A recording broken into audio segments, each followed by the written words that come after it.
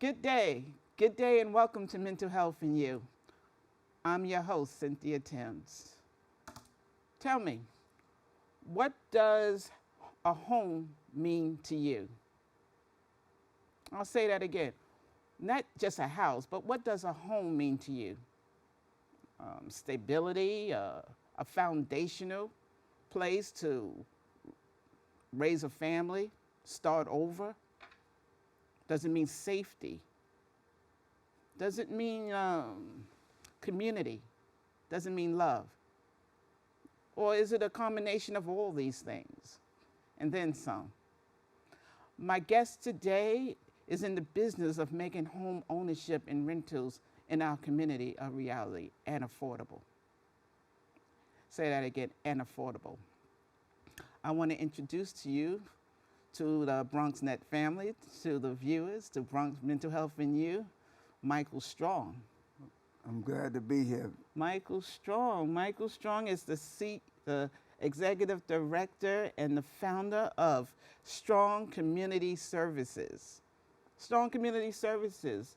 Mm-hmm. You're making home ownership, as I said in introduction, and home rentals a reality. At least you're trying to, among other things. Yes. First, Michael, thank you for coming to Mental Health and You. Thank you for inviting me. I'm really glad to be here today, and I'd like to lend some information about what we're doing and aspire to do that we're not yet accomplishing.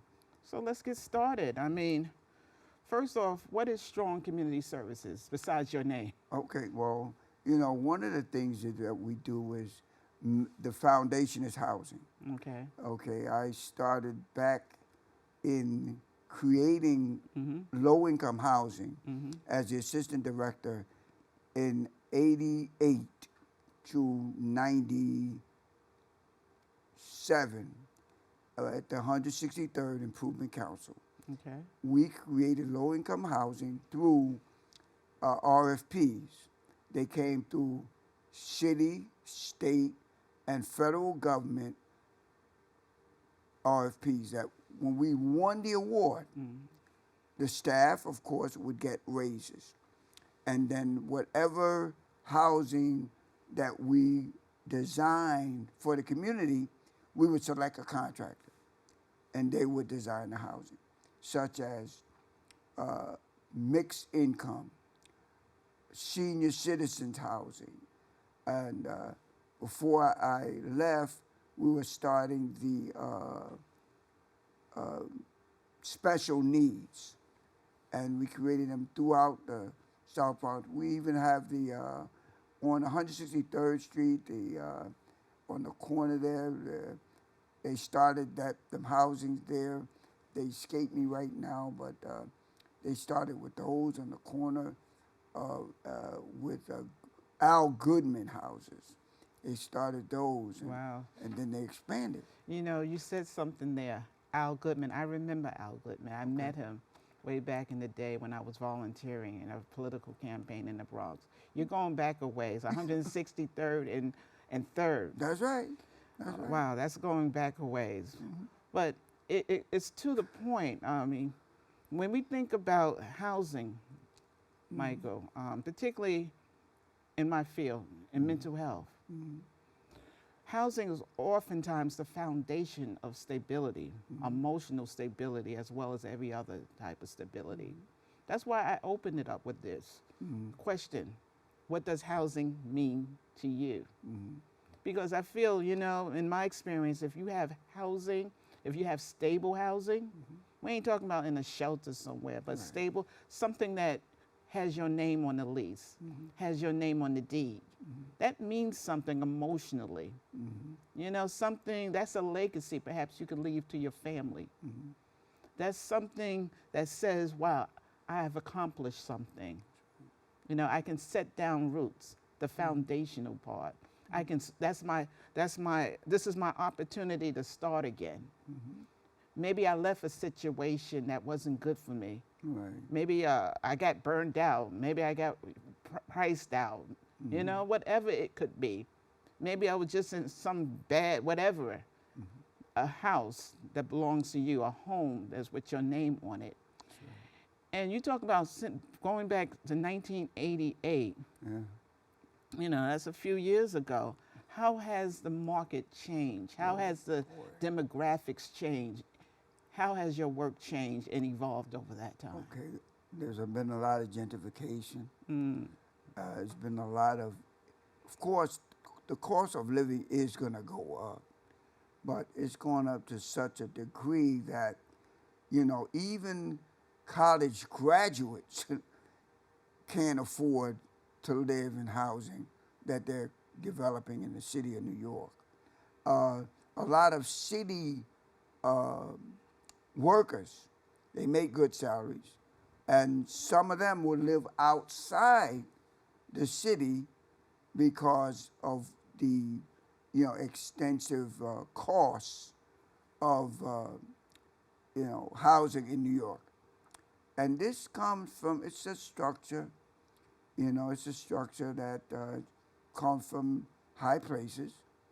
And, you know, I've been a part of groups that have done some lobbying and things like that.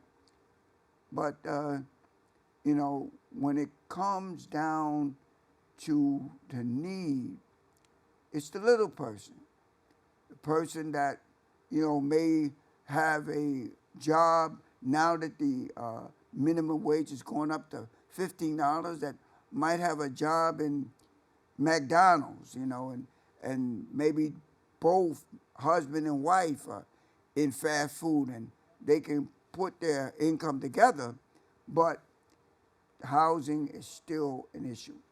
In fact, I want to say this right quick. There was a family that called me today. They are citizens, right? They had moved out of the state and came back.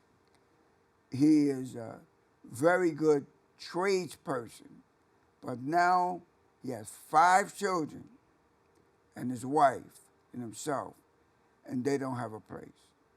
they don't have a place. No. So what I did, I referred them to PATH, where they can start to get, they'll keep them all together. What's PATH? PATH is where they assess the family's needs for housing, and a family that, you know, married, some even when they're not married, but they're together, they will keep them together in, you know, shelters and stuff. And then they would, when they come qualified, they give them vouchers to help offset the cost, because he's going to need at least 2 to 3 bedrooms. He has 5 children. You know, Michael, we were talking earlier, and I shared with you there was a recent study by the New York City Controller's Office Right. about the vacancy rate in New York being down to 1.4% of the vacancy rate for an apartment in this city. Right. What do you think about that in the wake of your work and your wake of your advocacy? What does that 1.4 look like in your work and what you do with your clients? Well, Is it even realistic? Is it what does it look like? it doesn't look like it's 1% for who can afford it. You know, they're building, definitely building all over. But for who? You know, because when you look at the rents, and like I've seen affordable housing, they give out send out these from Housing Connect, and you'll see what's available in a building, so many apartments for this, and that. And the ones that are taking the vouchers at a lower level, they like I said to you before, there might be 30 apartments, different 2, 1 bed, whatever, levels in that building, but maybe in the total, 10 of those may be for the low or lower income persons. You know, that brings another question. I've always wondered, what's affordable? What exactly does affordable mean? I may mean one thing to somebody else and something else to somebody else. Right. I mean, it's like in my field, it's like a buzzword, like mental health. And we all need mental health. We all need mental wellness, and that's all good. It's all good for marketing. It's all good for bringing in clients, showing people that we can. We do, doing the work we do, in my work. But when in your work, your line, affordability. Well, they go that's by a tricky word. They go What by is the that? What is age. affordability? What does that mean exactly, Michael? They go by the average And who's affordable too? family income. They go by a federal level. No. Federal level, for a family of 4, the income threshold is like 80-something thousand. Might be a little bit more for a family of 4. Okay? That's how the federal government sets the standards. So, we're under that. Most of the families that are in shelters and, lower income. So they will make things available, but they're not as available for the numbers of people that need. The numbers are far outweigh the apartment availability for the numbers that need those low-income apartments. Far outweigh. That's why it's taken so long. They could build 10,000 units and you still got 100,000 people, I'm just throwing out numbers, without apartments because there's only a few that can afford what's there. It's interesting. Michael, we're going to get ready to take a PSA soon. But on the other side, I'm going to ask you to elaborate on that. Not only on the affordability, what does that mean, particularly in your work, but how's the market evolved? I know we've touched on it before, but the market, who are the clients? That's what I want to say. How has migration, immigrants, how has that shaped what you do? People in the shelter, those dealing with disabilities. Okay? And we're going to talk more about strong community services and why you decided to do this, make this your life work. It's a life. So, listen, we're going to take a pause for the cause of PSA, and on the other side, we're going to come back. Housing and mental health. What does housing, what does a home mean to you? We'll be right back. Stay with us. Most of the military folks I know, I think we've all lost fellow service members to suicide, and female veterans die by suicide more often than female non-veterans. Store your guns securely. Help stop suicide. Service never stops. Wow, welcome back. Welcome back, beloved. Thank you. Welcome back to Mental Health and You. I am your host, Cynthia Timms, and I want to thank my guest again, Michael Strong, from Strong Community Services, for joining me in this dynamic conversation about housing. Housing and mental health. We can't leave that out. And what does it mean to you? And before we went to break, Michael, we were talking about the dynamics of housing and how it has changed. Particularly, what does affordability look like? What is affordability? And it's complex. Yes, it is. Because as I was saying, if you can be on the train in the Bronx, you can be anywhere in the Bronx, and you see housing in particular areas going up like crazy. Yes, you do. And they look nice from a distance, and you see it being occupied. But it's always strange to me. They're being occupied no sooner than they go up. They go up in 15 minutes. They go up, this over here goes up in 20 minutes. That's right. But it's so frustrating and so perplexing because I still see people on the street. Right. You still hear about shelters being overrun. That's right. I still see people sleeping on the trains. That's right. So, how is Strong Community Services addressing that? Those clients there, those left behind, those even in the outside.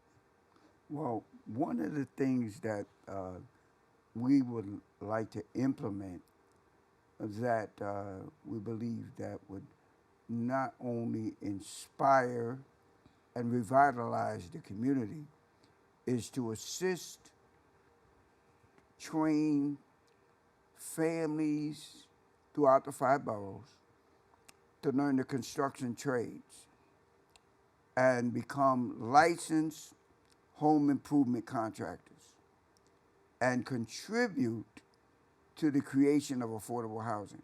Now, when I mentioned to you that Mayor Adams was in Jamaica launching affordability out in that area. Jamaica, Queens, y'all, not Right. Jamaica, West Indies. Okay, Jamaica, clear. Queens. Okay. Jamaica, Queens, right. Uh-huh. Last Friday.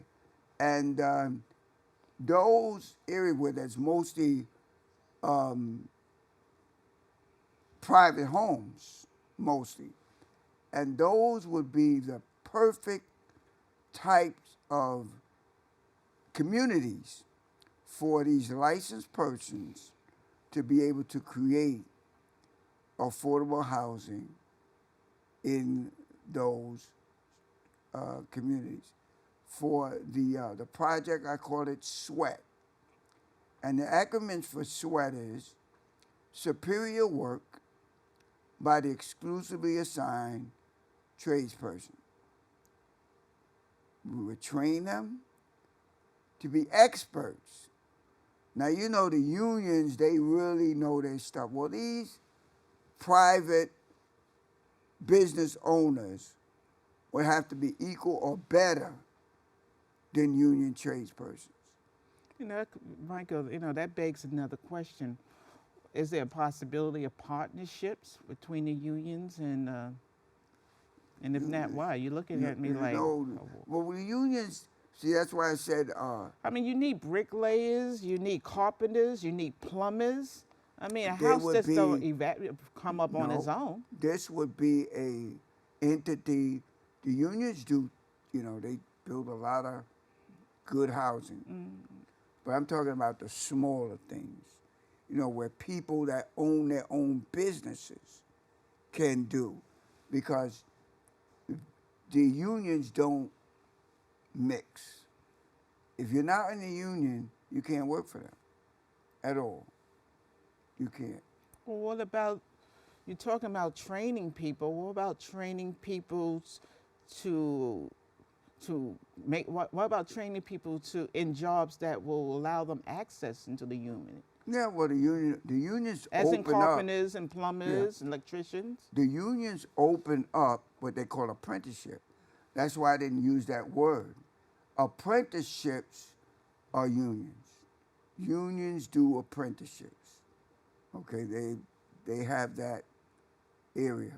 Okay, but I'm talking about training independently for people to learn trade. They even have it. They have where they have young people where they'll teach them the OSHA, how to get their OSHAs and different things like that. Those are not with the unions. Those are community groups like silos that do different things. Okay. But I'm talking about like people just like myself. I'm a licensed contractor. Okay. But we cannot build from the ground. But anything existing, we can remodel, we can renovate, we can restore existing properties. Okay. Michael, on the show, we like to talk about, we have, how different aspects of mental wellness, how it impacts different people in our community. Okay.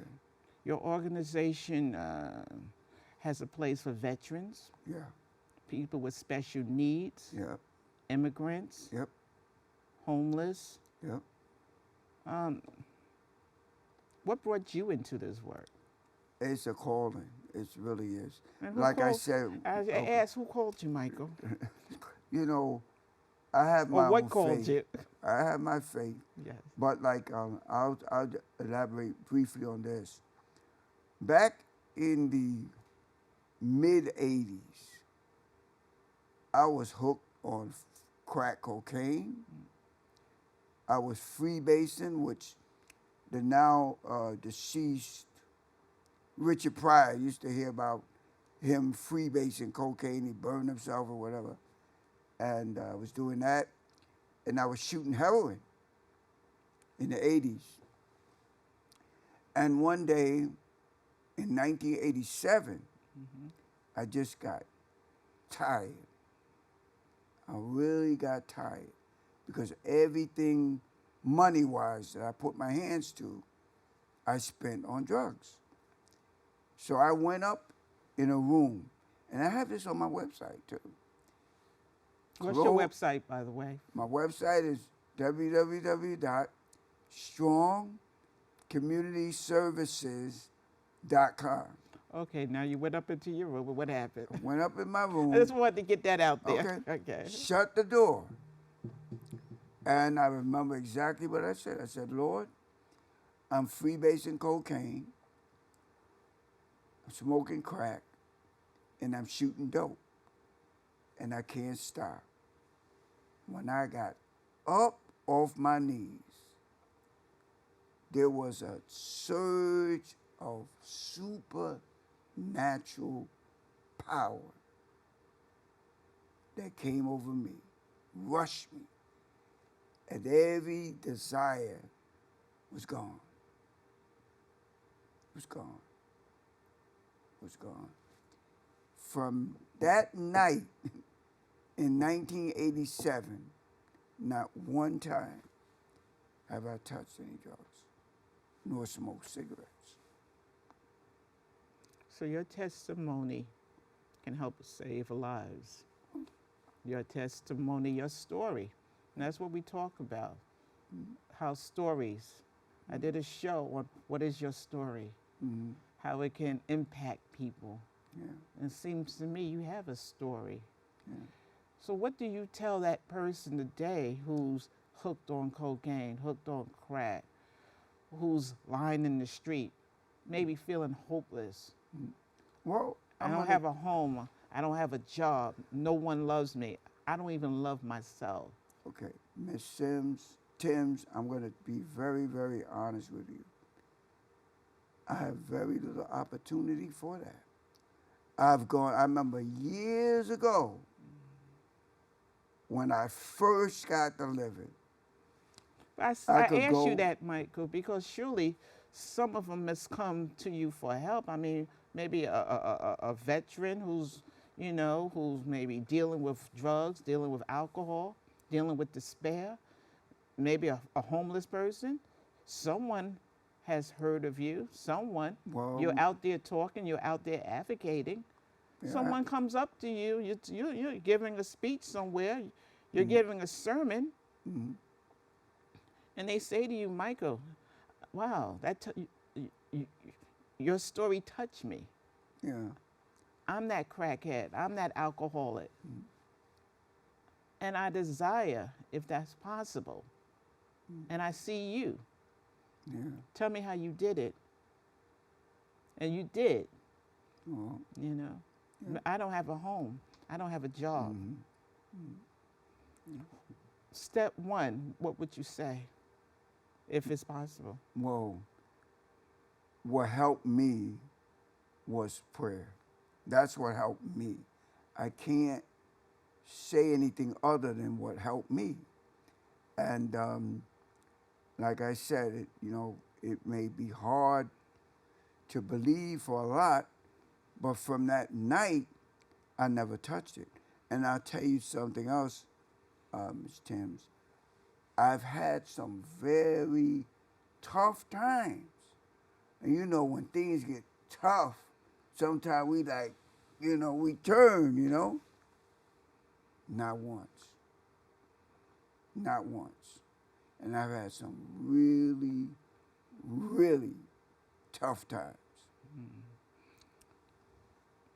Tell me about Strong Community Services. Who are your support? What's your staff look like? Well, I have a coordinator. I have a fiscal person. I have a treasurer, and I have a member. And we're small, but we have big ideas, you know? And the Word of God said, despise not the days of small beginnings, you know? So and as I have on my website, I partner with the mayor's faith-based partnership. So I go to a lot of those affairs with the mayor, meet a lot of different clergy. And I recently became a part of the White House prayer team that we have a main day on May 18th when we go on the lawn and pray for the nation. But they come from all over the world, all over the world. How has the surge of migrants impacted your work? Well, you know, at this time we haven't had a venue large enough to help, but I'm in touch, and I know personally his name is Guilford Monroe. That's the mayor's director for faith-based. And he sets up all the meetings and everything for faith-based with, you know, the mayor's concern. And the mayor is very, very strong advocate on the faith community being involved with helping the less fortunate, the migrants, and very, very strong on that. Okay. You know, Michael, we're going to have to start to wrap up. But again, how can people reach you? They can reach me by calling our number. It's 929-344-6693.